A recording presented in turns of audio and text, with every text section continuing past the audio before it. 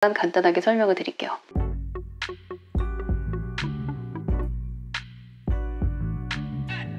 네, 엄마표 영어를 접한 지 얼마 안 되신 분들을 위해서 용어 정리를 한번 해볼게요. 우리가 흔히 말하는 영어 그림책은 크게 혹은 중국어 그림책도 포함돼요.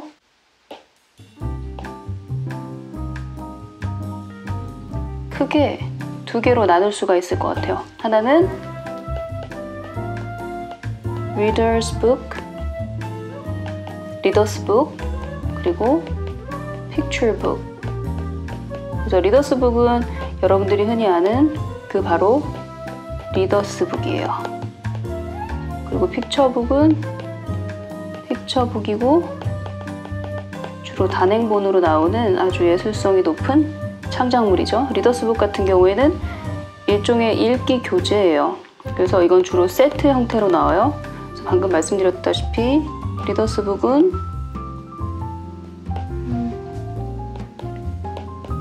읽기 교재라고 생각하시면 되고요.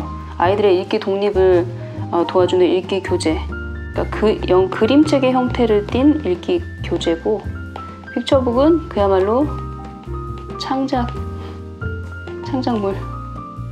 그림책, 같은 그림책이지만 좀 더 예술성이 있고 작품성이 높죠. 그리고 두 번째는 리더스 북 같은 경우에는 단계가 있어요. 레벨. 단계가 있기 때문에 어휘라든가 문장이 간결해요. 복잡하지 않아요. 쉬워요. 하지만 픽처북 같은 경우에는 단계 따위는 없어요. 단계가 없어요.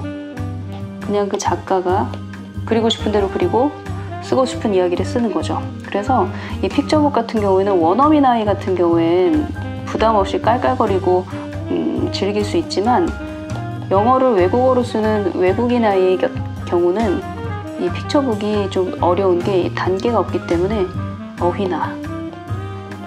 어휘라고 하니까 이상하네.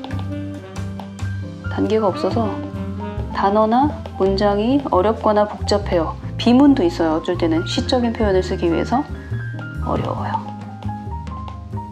그래서 가장 이상적인 건 사실 누가 뭐래도 가장 이상적인 건 이 리더스북. 색깔 너무 밉다.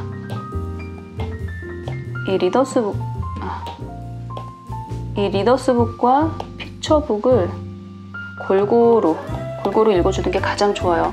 그런데 현실적으로 난 도저히 이 픽처북 단어 너무 어려워서 단어 찾다 스트레스 받아서 못 읽어주겠다 하시는 분들한테는 저는 당연히 이 리더스북을 집중적으로 읽어줘서 단계가 올라가면 올수록 이제 영어가 만만해지거든요. 그때 본격적으로 픽처북도 같이 읽어라 라고 말씀을 드리고 싶어요. 처음부터 욕심내서 이거 먼저 시작하면 영어 그림책에 대해서 이제 공포감을 느끼게 됩니다. 너무 어려워서.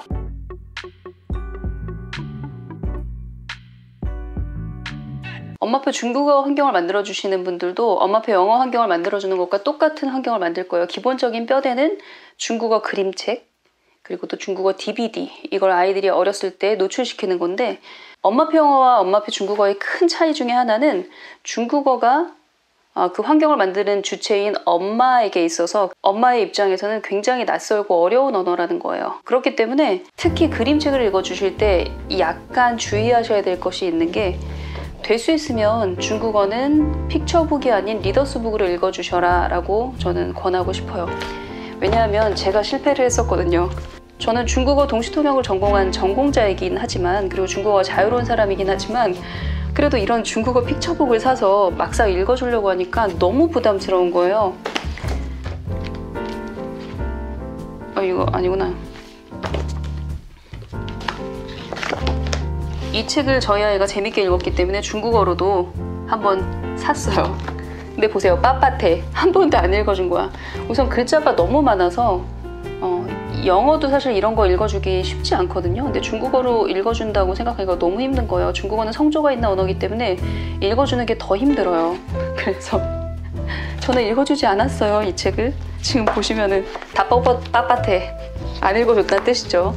다 실패했어요. 이 픽처북은 전공자인 저도 아이한테 읽어주는 건 거의 불가능했어요. 엄두가 안 났던 거죠. 아예 펼쳐보질 않았어요. 하지만 반면에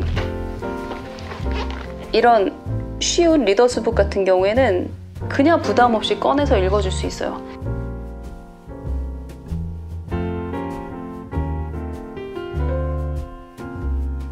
가장 좋은 그림책, 가장 좋은 언어 교재는 날마다 만만하게 꺼내볼 수 있어야 돼요. 이렇게 부담돼서 아예 2, 3년 동안 펼치지 않을 그럴 교재나 그런 책이면 안 사는 게 좋습니다. 그래서 이 책 같은 경우 사실 이런 비슷한 류의 리더스북은 굉장히 많을 거예요, 시중에. 그래서 반드시 이 시리즈를 사야 된다. 뭐냐 이게? My First Chinese Words. 이게 미국에 있는 유치원, 그러니까 중국어를 가르치는 그런 유치원에 들어가는 그 읽기 그림책 중에 하나였던 것 같아요. 런투리드 같은 그런 거죠. 그래서 보시면은 你住在哪里?这是谁的手套? 이거 누구 장갑이야? 这是谁的手套? 我去上学, 나 학교 간다. 我要朋友, 난 친구가 필요해.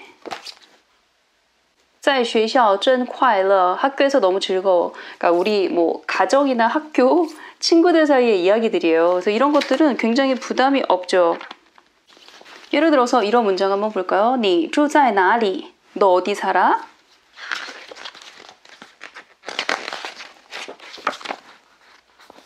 小鸟,你住在哪里? 새야 새야, 小鸟,你住在哪里? 새야 너 어디 살아? 我住在这里, 나 여기 살아. 지금 거꾸로 보이는 거예요, 화면에. 小狗,你住在哪里? 거꾸로 보이나 봐. 我住在这里, 나 여기 살아. 小兔,你住在哪里? 토끼야 너 어디 살아? 我住在这里. 이렇게 부르는 동물 이름만 바뀌고 계속 你住在哪里? 너 어디 살아? 我住在这里, 나 여기 살아. 你住在哪里? 너 어디 살아? 我住在这里. 이렇게 하다가 맨 마지막에 가서 我住在那里, 나 저기 살아. 이렇게 돼요.